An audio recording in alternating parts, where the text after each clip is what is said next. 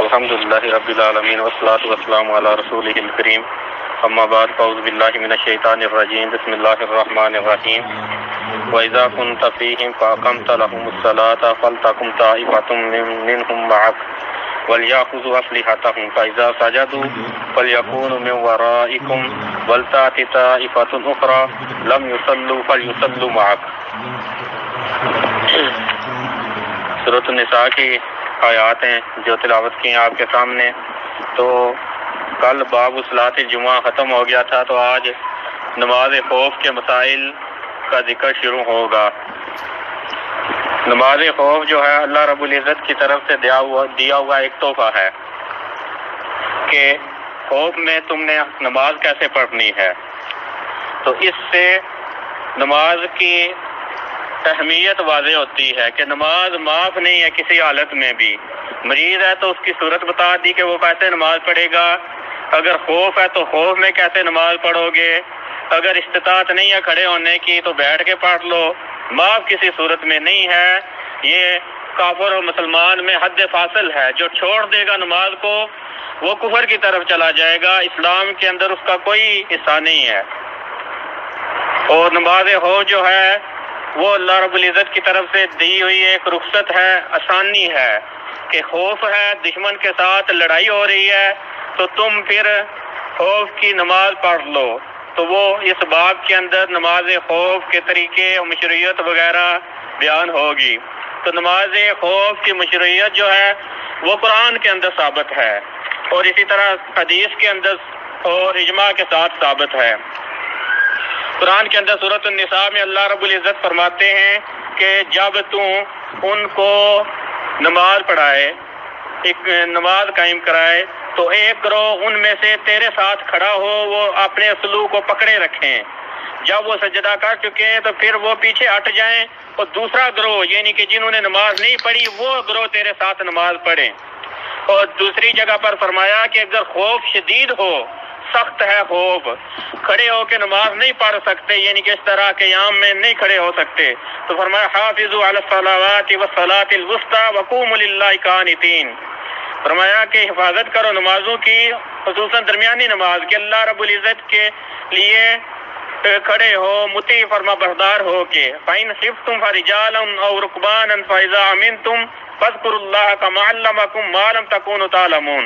سورۃ البقرہ میں فرمایا کہ اگر ڈر ہو تمہیں تو پھر تم پیدل ہو یا سوار ہو، یعنی کہ نماز پڑھنی ہے، حفاظت کرنی ہے نماز کی۔ اگر خوف شدید ہے تو پیدل چلتے چلتے، لڑائی کرتے کرتے نماز پڑھ لو۔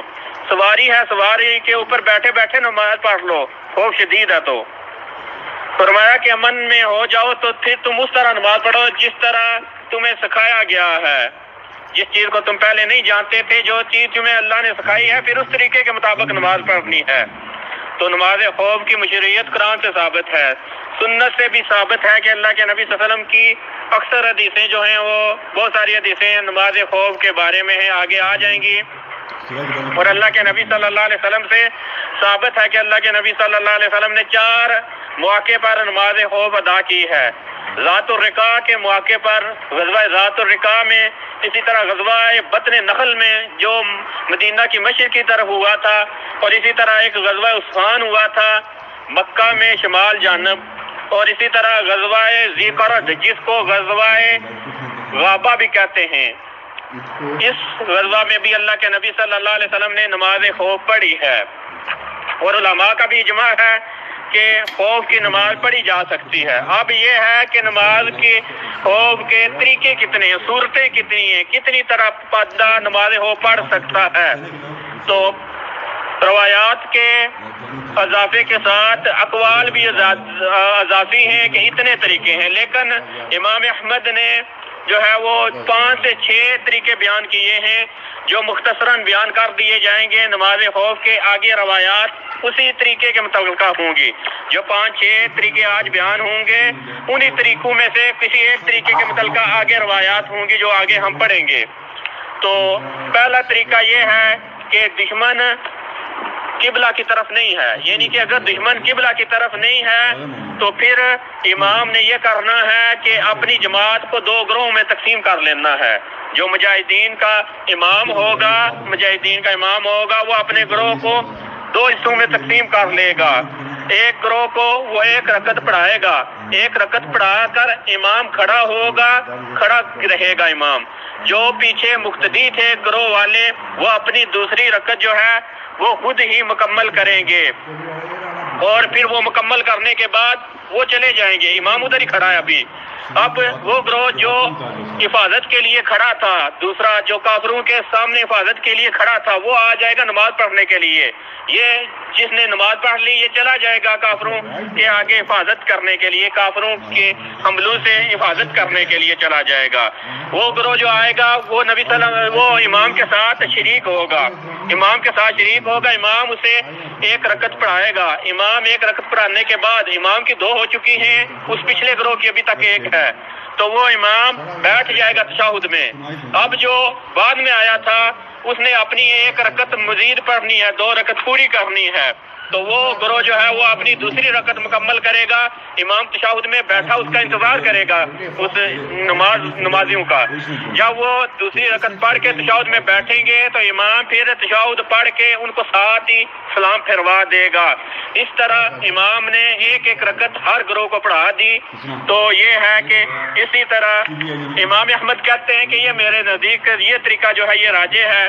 اصل میں خوف کی جتنی حالت ہوگی اسی طریقے کے مطابق نماز خوف بھی پڑھی جائے گی۔ دوسرا طریقہ یہ ہے کہ امام جو ہے وہ لشکر کو دو حصوں میں تقسیم کر لے گا، ایک کو ایک رکعت پڑھائے گا اور دوسرا گروہ جو ہے وہ لشکر جو ہے وہ کافر کے سامنے حفاظت کے لیے کھڑا ہوگا۔ جب پہلا گروہ ایک رکعت مکمل کر لے گا تو وہ پہلا گروہ پہلے طریقے میں یہ تھا کہ ایک رکعت مکمل ہوگی تو وہ اپنی طرف سے ایک رکعت پڑھیں گے، امام کھڑا رہے گا۔ لیکن اس طریقے میں یہ ہے کہ وہ ایک رکعت پڑھ کے چلے جائیں گے، سلام پھیر کے چلے جائیں گے۔ جو دشمن کے سامنے کھڑے تھے وہ آ جائیں گے ایک رکعت پڑھنے کے لیے۔ اب امام ان کو ایک رکعت پڑھائے گا، امام کی دو ہوگی، ہر گروہ کی ایک ایک رکعت ہوئی۔ گویا کہ امام نے ایک رکعت جو ہے وہ اضافی نفلی پڑھی ہے۔ اصل میں نماز خوف کی رکعات جو ہیں وہ ایک بھی ثابت ہے حدیث سے، دو بھی۔ وہ خوف کی حالت ہے، جتنی خوف کی شدت ہوگی اسی اعتبار سے اس کا حکم لگے گا۔ تو تیسرا طریقہ یہ ہے کہ امام جو ہے لشکر کے دو حصے کر لے گا، اور امام جو ہے ایک گروہ کو دو رکعتیں پوری پڑھائے گا، یعنی کہ اللہ اکبر سے لے کر سلام تک پوری دو رکعتیں ایک گروہ کو پڑھائے گا۔ وہ گروہ پڑھنے کے بعد چلا جائے گا۔ اب امام اپنی دو رکعتیں نفلی پڑھے گا۔ جو گروہ کافروں کے سامنے حفاظت کے لیے کھڑا تھا وہ آئے گا، امام کے پیچھے نماز پڑھے گا، تو اب امام ان کو دو رکعتیں پڑھائے گا۔ اس طرح امام کی دو چار ہوگی، چار نفلی ہوگی، اور نفلی کے پیچھے فرضی ہو سکتی ہے نماز، جیسا کہ پیچھے مسائل گزر چکے ہیں۔ امام کی چار ہوگی، ہر گروہ کی دو رکعتیں ہوگی۔ یہ تھا تیسرا طریقہ۔ چوتھا طریقہ یہ ہے کہ امام جو ہے ہر گروہ کو ایک رکعت پڑھائے گا اور سلام پھیر دے گا، یعنی کہ دوسرے طریقے میں یہ تھا کہ ایک رکعت پڑھا کے امام کھڑا ہے، دوسروں کا انتظار کر رہا ہے، وہ چلے جائیں گے گروہ والے۔ اس چوتھے طریقے میں یہ ہے کہ امام ایک رکعت مکمل پڑھائے گا، ایک رکعت پڑھا کے سلام پھیرے گا تو وہ گروہ چلا جائے گا، دوسرا گروہ آئے گا اس کو بھی ایک رکعت پڑھائے گا اور سلام پھیر دے گا امام۔ تو یہ ہوگا چوتھا طریقہ نماز خوف کا۔ اور پانچواں طریقہ، پانچویں صورت نماز خوف کی یہ ہے کہ جب دشمن قبلہ کی جانب ہو۔ یہ ساری جو چار صورتیں تھیں، چار طریقے تھے، یہ تب تھے جب دشمن کا رخ جو ہے وہ قبلہ کی طرف نہیں ہے، دشمن جو ہے وہ دوسری جانب ہے، قبلہ دوسری جانب ہے، دشمن کسی اور جانب ہے۔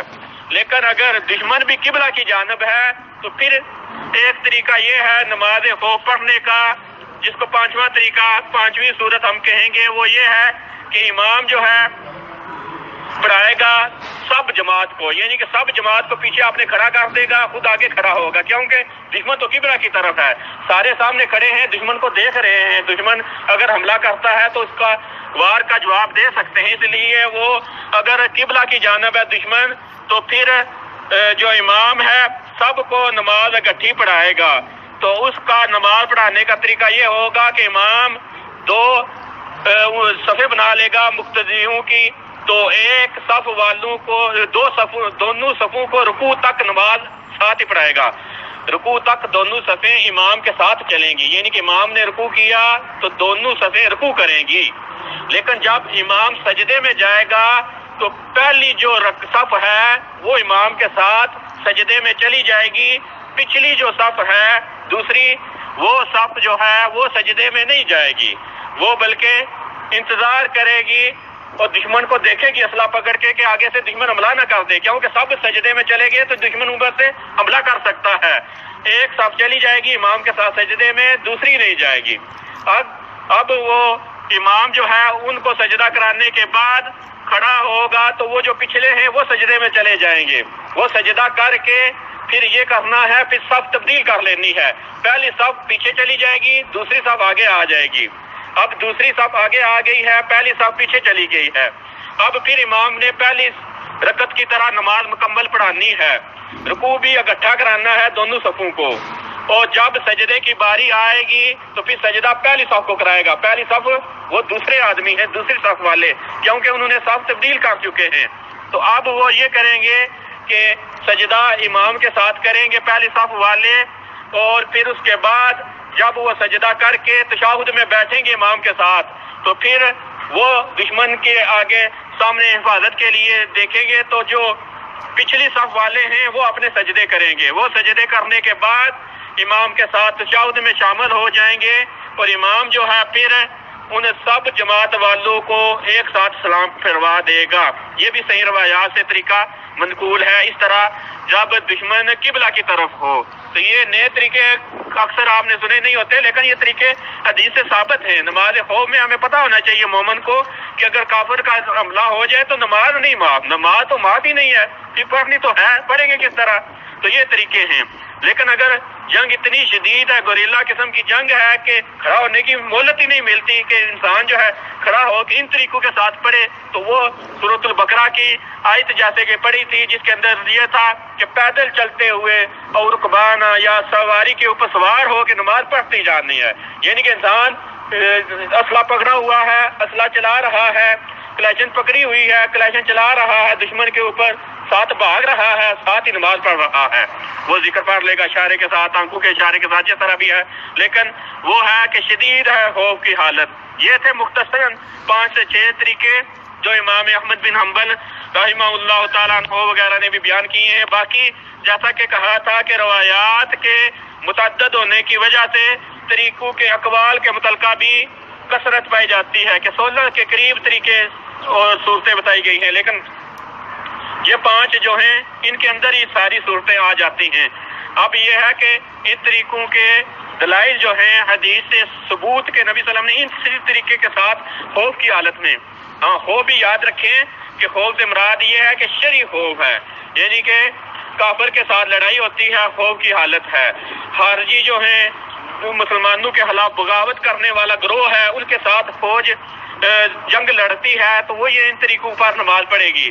اگر لڑائی ہی بغاوت والی ہے کہ ایک گروہ مسلمانوں کے خلیفہ کے خلاف یا مسلمانوں کی جماعت مسلمانوں کے حکمران کے خلاف خروج کرتا ہے، مسلمانوں کے خلاف لڑتا ہے، اور وہ کہے کہ مجھے یہ مہلت دی ہے اللہ نے کہ نماز خوف میں ان طریقوں پر پڑھوں گا، تو اس کو قطعاً نہیں یہ اجازت، یہ مشروع نماز ہے کہ شرعی خوف ہو، یہ نہیں ہے جی کہ اپنی طرف سے بغاوت کر دی مسلمانوں کے خلاف تو اب ڈر ہے تو اس طریقے کے مطابق نماز پڑھ لیں، جس کے لیے قطعاً نہیں اجازت۔ ایسا خوف جو شریعت جسے مثبت جانتی ہے اسی خوف کے اندر یہ صورتیں جو ہیں مشروع ہیں نماز خوف کی۔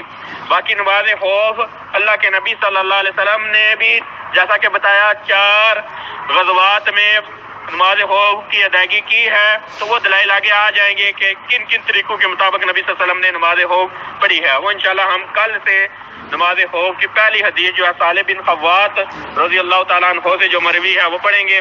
آج مختصراً طریقے بتا دیے، اب یہ ہے کہ دلائل پڑھ لیں گے انشاءاللہ، تو یہ طریقے مختصراً ہو چکے ہیں۔ واستغفر اللہ لی ولکم ولسائر المسلمین والمسلمات وآخر دعوانا الحمد للہ رب العالمین۔